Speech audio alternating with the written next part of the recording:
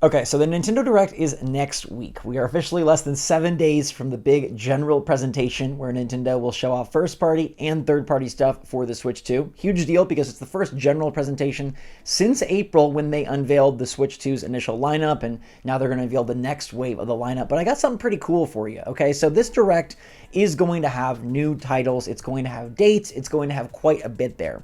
But I'm hearing from a little bird that there's going to be sevens, okay? 3 sevens, actually. This Direct has 3 sevens strung throughout it. So I wonder exactly what games those will be, but 777 is usually a jackpot when you're playing slots, and so I feel like this is going to line up to be quite pleasing to just about a wide variety of players and fans out there. 777s.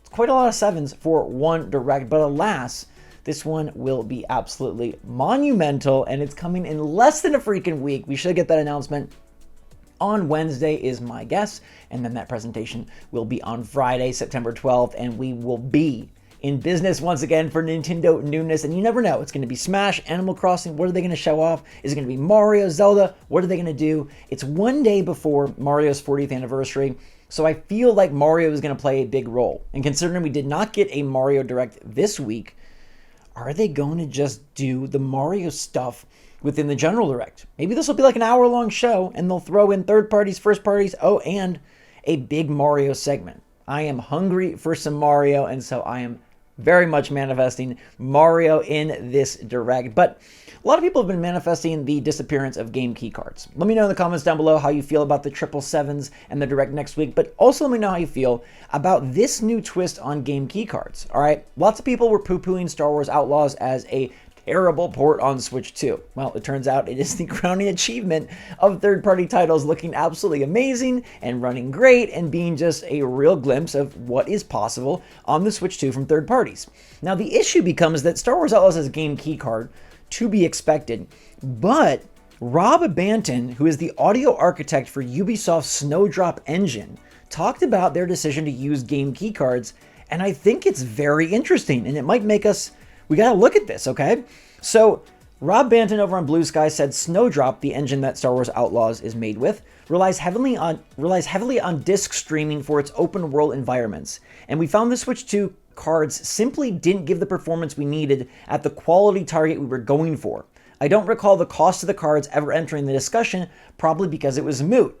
Now that is a huge deal because we've heard previously that the entire reason for the game key cards was these third parties cheaping out and Nintendo not offering another option.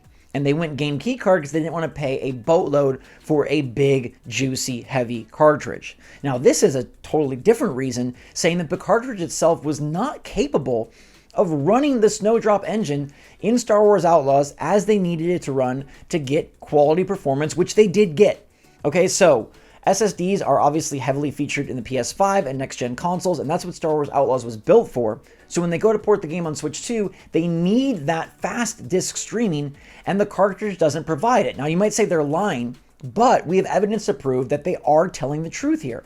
Because when we looked back at Mario Kart World at the Switch 2's launch, it was interesting to note that the digital version loaded notably faster than the cartridge version. Everybody wanted the cart version because, hey, it's a first-party game, it's actually on a cart, it's not a game key card, but it had drawbacks, which is weird. You're paying for the cartridge, you think you get the best version. No, in fact, it was the digital version that was the very best. And this makes a lot of sense now that we're hearing from Ubisoft that, oh, it's because those cards just can't do the disc streaming fast enough as you can with a digital version relying on the internals. Now, that might make you say, maybe game keycards aren't all that bad, because at the end of the day, even though it sucks from a physical perspective, a preservation perspective, it's like, well, do we want the games running better? And if there's third-party titles that are sort of in between, like can they run good on Switch 2 or can they run poorly? If the game keycard allows them to run right, do you find yourself feeling okay with game keycards? Now, Ben continues, I think if we design a game for Switch 2 from the ground up, it might have been different. And this is a key note here. If they had designed the game for Switch 2 from the ground up and could have taken advantage of its particularities, maybe they wouldn't have needed to do this and maybe they could have relied on a cartridge. The hard part here is how many third-party games are going to be developed with Switch 2 in mind from the ground up. And you might say a lot, but I wonder how that's going to go. It'll be interesting because typically games are made for PC, PS5, Xbox, and then they would be ported to the Switch 2. Is this a scenario where because the Switch 2 is so darn popular, maybe they do take the Switch's hardware into mind when they're developing, but would that cause problems with the PS5? I don't know. This is something that could come into play in the future. The other kind of part of the equation is, how much does game keycard even matter? Because if they can go and make the game primarily for PS5, Xbox, and PC, throw it on a game keycard and it'll work on Switch 2, how many people are legitimately not buying game keycards? And we know from our vocal hardcore audience that game keycards suck and that they're a huge sticking point for many fans and especially physical collectors. But when we're looking at the overarching greater Nintendo Switch 2 audience, how many actually care about game keycards? And I know that feels like a frustrating discussion because they should care, but what's more likely? That companies build their games for the Switch 2 from the ground up, or that they just throw it on a game keycard because they feel like people don't care and they can get it digitally, or they can get the physical fake version with the game keycard that they still could sell and still provides some benefits. I hate to say it, but I feel like they're going to lean towards the latter. I feel like if we look towards the future, if this indeed is a big reason for game keycards, then we're going to see more of them. I know Nintendo has been receptive to hearing like, hey, we hate them, so maybe they'll make some different decisions. We'll have to see. Let me know your take. There's also this point that comes at the end of Banton's comments where he says, as it was, we'd build a game around the SSDs of the initial target platforms, which would be the PS5, and then the Switch 2 came along a while later. And let's add this in there because this comes from an expert who talks about this stuff all the time and knows the technical side of SSDs, Switch 2, and more. John Linneman of Digital Foundry agreed with this reasoning, stating, honestly, and this sucks, I do kind of get it. To match other consoles, they need storage that was fast like a modern SSD, right? The cost on that stuff has not come down like the flash memory used for Switch 1 games. I think they probably did what they could, and even still, those cards cost $23 a piece. Now that is way more expensive than a disc. The cartridges that they're using, I believe he's implying the game keycard, is still $23 a piece.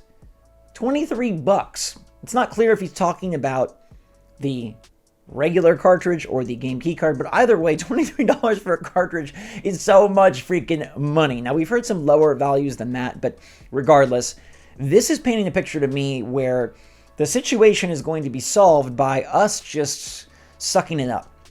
I really feel after hearing this, I'm changing my perspective that, man, Nintendo has been receptive. They did throw up that survey. They did take down that survey, and initially I thought maybe it was because they just heard our feedback so loud and clear.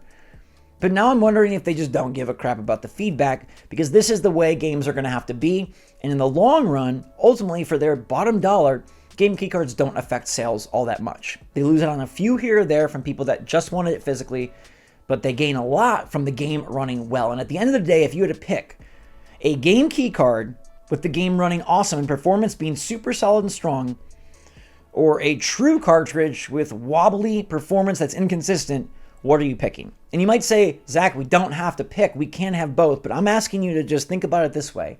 If the option is one or the other, because for whatever reason, they don't want to pay for the more expensive cartridges, Nintendo won't offer them, what would you choose?